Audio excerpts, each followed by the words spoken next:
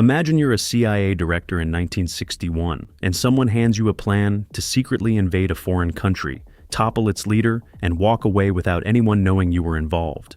You look at the plan, you nod, you say, "Yeah, this'll work." That plan was the Bay of Pigs invasion, and spoiler alert, it did not work. Within the CIA itself, the Bay of Pigs invasion of April 1961 was eventually regarded as the perfect failure. Not a partial failure, not a near miss, the perfect failure. So buckle up, because we're breaking down exactly how one of the most powerful intelligence agencies in the world managed to botch an invasion so completely, so thoroughly, and so publicly that it became a masterclass in how not to run a covert operation. Here's number one. The plan was inherited, rushed, and already half broken before Kennedy even touched it. President Dwight D. Eisenhower had first sanctioned the covert CIA operation in 1959 to topple Castro, who had nationalized American industries and strengthened ties with the Soviet Union. Kennedy had inherited Eisenhower's CIA campaign to train and equip a guerrilla army of Cuban exiles, but he had some doubts about the wisdom of the plan. Still, the new president believed that masterminding the Cuban leader's removal would show the Soviets, China, and skeptical Americans that he was serious about winning the Cold War. So he signed off. A brand new president, 3 months into the job, greenlit an invasion. What could go wrong? And that brings us to number two. The CIA trained an army in secret, except it wasn't secret at all. The soldiers were mostly Cuban exiles trained and financed by the CIA in secret training camps in Guatemala and Nicaragua. The word secret is doing a lot of heavy lifting there, because through Cuban intelligence, Castro learned of the guerrilla training camps in Guatemala as early as October 1960. Oh, and it wasn't just Castro who knew. On April 7, 1961, the New York Times published a page-one article reporting that United States experts were training an invasion force of Cuban exiles in Guatemala and Florida. Kennedy's reaction: "I can't believe what I'm reading. Castro doesn't need agents over here. All he has to do is read our papers." And yet, they kept going. Number three. The airstrike that was supposed to destroy Castro's air force destroyed almost nothing. The plan had 3 phases, and phase 1 was critical. Destroy as many of Castro's combat aircraft as possible so that when the brigade invaded the beach, Castro's air force would have no retaliatory capabilities. On April 15, 1961, 8 bombers left Nicaragua to bomb Cuban airfields. The CIA had used obsolete World War II B-26 bombers, painted them to look like Cuban Air Force planes. Creative. Except Castro and his advisors knew about the raid and had moved his planes out of harm's way. The bombers missed most of their targets. The initial raid failed to destroy all of Castro's air force, with 6 Cuban aircraft unscathed, 6 planes left. 6 planes that would later tear the invasion apart from the sky. Which leads us perfectly to number 4. Kennedy canceled the follow-up strike and basically sealed the invasion's fate before it began.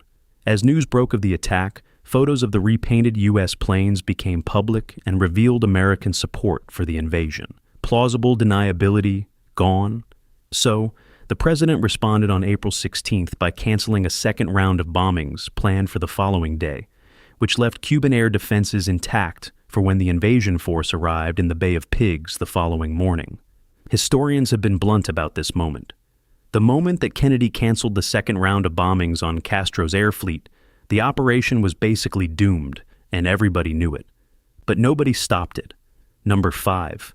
The landing site itself was a trap in slow motion.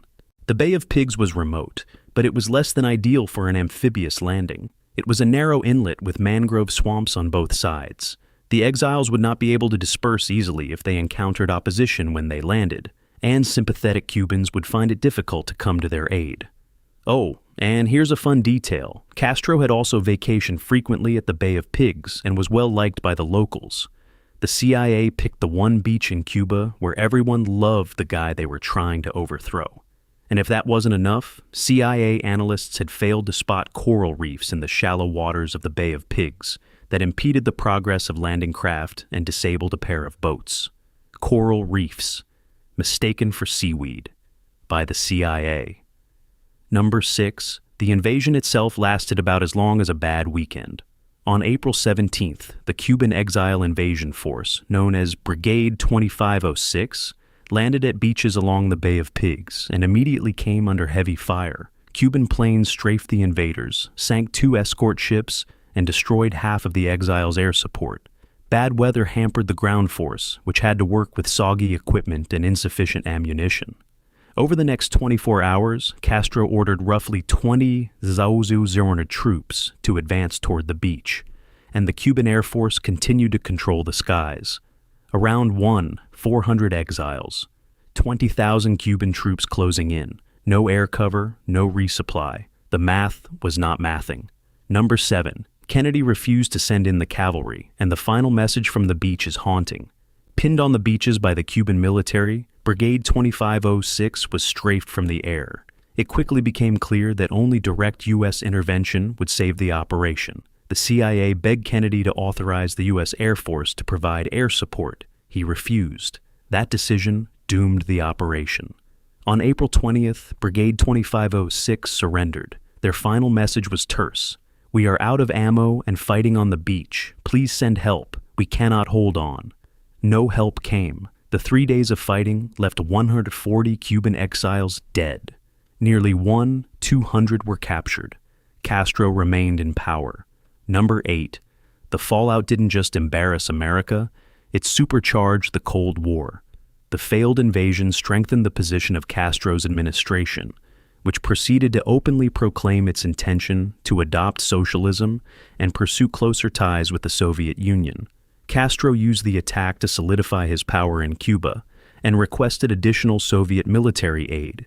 Eventually, that aid included missiles, and the construction of missile bases in Cuba sparked the Cuban Missile Crisis of October 1962, when the United States and the Soviet Union nearly came to blows.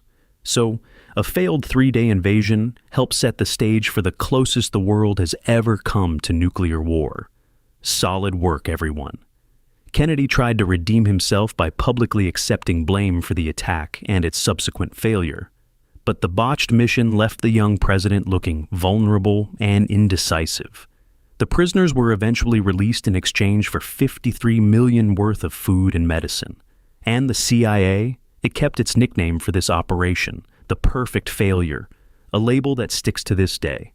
The Bay of Pigs is a story about what happens when confidence outpaces competence, when momentum replaces judgment, and when everyone in the room is too afraid to say, "Wait, has anyone actually thought this through?" It is a cautionary tale for the ages, wrapped in coral reefs, painted bombers, and a beach in Cuba that Castro himself used to vacation on. If you want more Cold War disasters, geopolitical chaos, and history told the way it actually happened, fast, messy, and stranger than fiction, hit that subscribe button, because trust us, there's a lot more where this came from.